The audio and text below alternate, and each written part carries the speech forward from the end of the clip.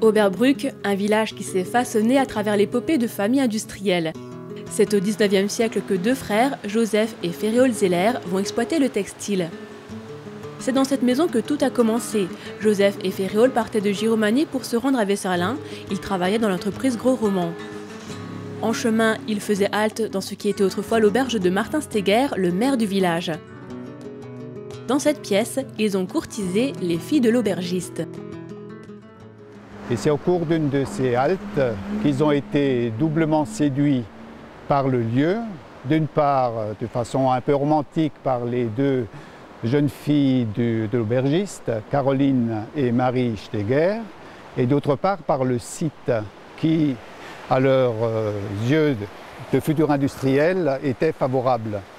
Il y avait le ruisseau du Rhimbach qui coule à nos pieds, un ruisseau qui n'est, on peut dire, jamais à sec.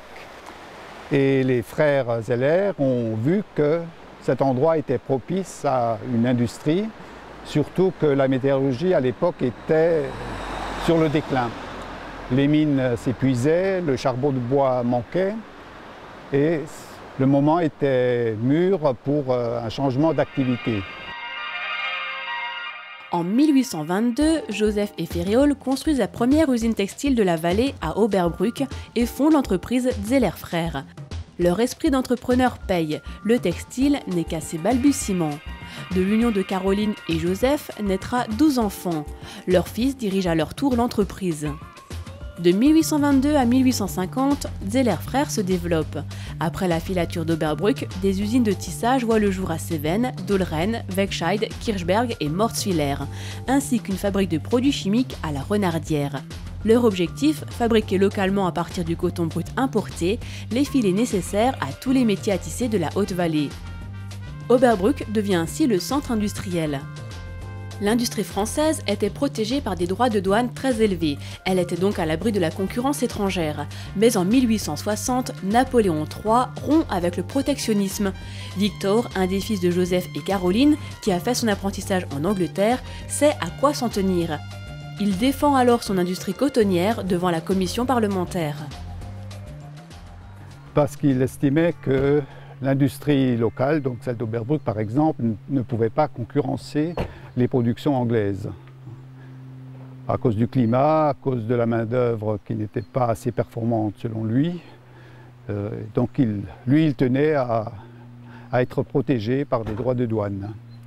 Malheureusement, ces efforts ont été vains parce que la commission n'avait pas fini ses travaux, que la guerre de 70 est venue bouleverser tout cela. Et au lieu de se retrouver confrontés au marché français et anglais, ils se sont retrouvés dans le marché allemand.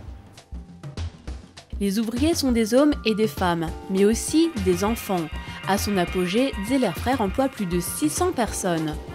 Les conditions ouvrières étaient rudes à l'époque, à Oberbruck comme partout en France.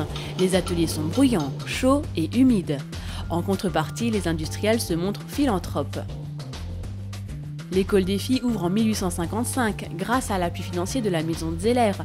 Peu de temps après, c'est Édouard Zeller qui fournit de sa poche le complément de salaire pour l'instituteur. La maison de la famille Verrazzi, qui était au XIXe siècle l'auberge, est surnommée le Casino Eck. Le salon était un casino, puis un ouvroir au début du XXe siècle.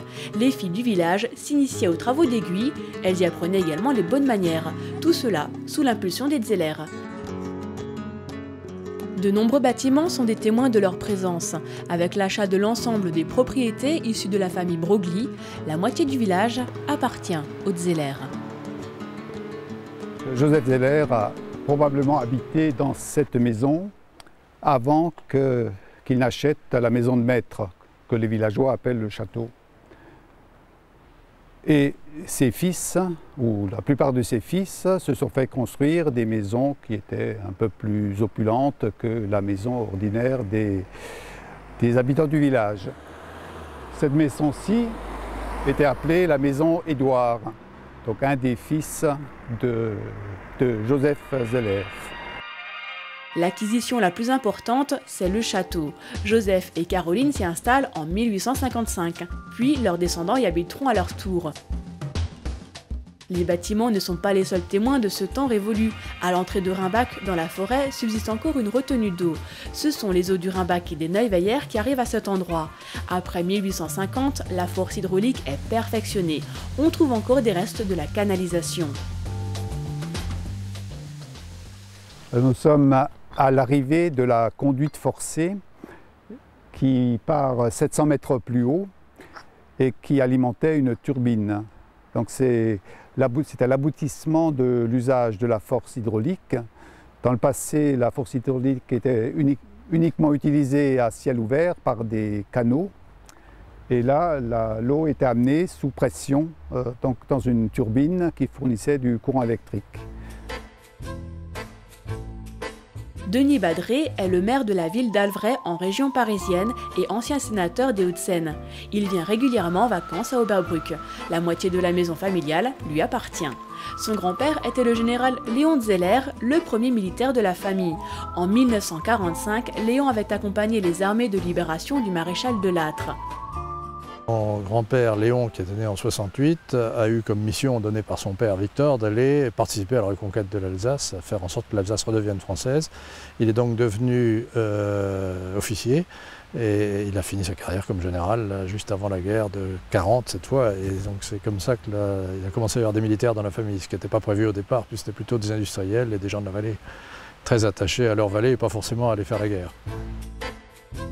Celui qui reste dans les annales, c'est l'un des fils de Léon, le général André Zeller. Avec Châle, Jouhaud et Salan, il a organisé le putsch d'Algérie en 1961. Il s'opposait au général de Gaulle qui voulait rendre à l'Algérie son indépendance. Il a pris sa retraite en 1957 comme chef d'état-major de l'armée. Il était rappelé en 1958 par le général de Gaulle. Il a pensé que le général de Gaulle avait besoin de lui pour maintenir l'Algérie française. Ce qui n'était pas, il s'est avéré que ça n'a pas été complètement comme ça que l'histoire s'est écrite. Et donc il a été, je pense, très déçu, comme beaucoup d'officiers de l'époque, qui trouvaient qu'ils n'allaient pas de victoire en victoire et que c'était un peu désagréable et qu'il y avait peut-être d'autres solutions. Et voilà. Mais donc il a choisi une solution qui était une solution aventureuse, disons, aventurée, et qui n'a pas marché. Alors que les généraux sont encore présents, le textile, lui, s'est achevé en 1933 avec la liquidation des établissements. Rachetées par le groupe Boissière, les usines finiront tout de même par mettre la clé sous la porte en 1961. Ce qui était jadis un atout devient au XXe siècle un handicap. La force hydraulique est désuète et la vallée trop loin des axes autoroutiers. Le 13 avril 1972, la cheminée haute de 42 mètres est abattue. Depuis plus de 150 ans, les descendants de Joseph et Caroline entretiennent le souvenir familial. Plusieurs fois dans l'année, ils ouvrent la porte du château. Vous êtes ici devant un arbre généalogique qui a été fait par mon grand-père en 1935 et qui montre bien la généalogie et la descendance de Joseph et Caroline, de leurs 12 enfants. Et pour la petite histoire, je peux vous montrer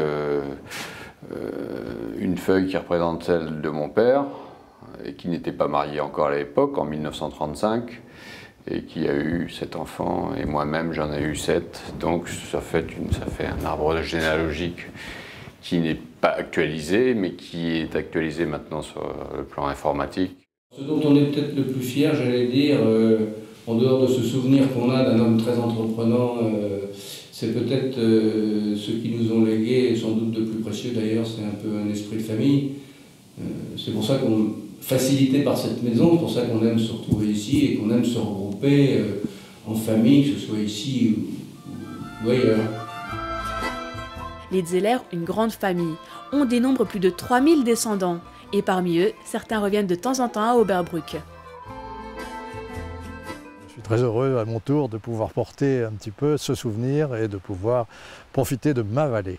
Je considère qu'elle est un peu à moi aussi et pas seulement aux autres habitants, parce que finalement, par Caroline et Joséphine, les épouses de Joseph et Ferréol, on est un peu cousins de toute la vallée.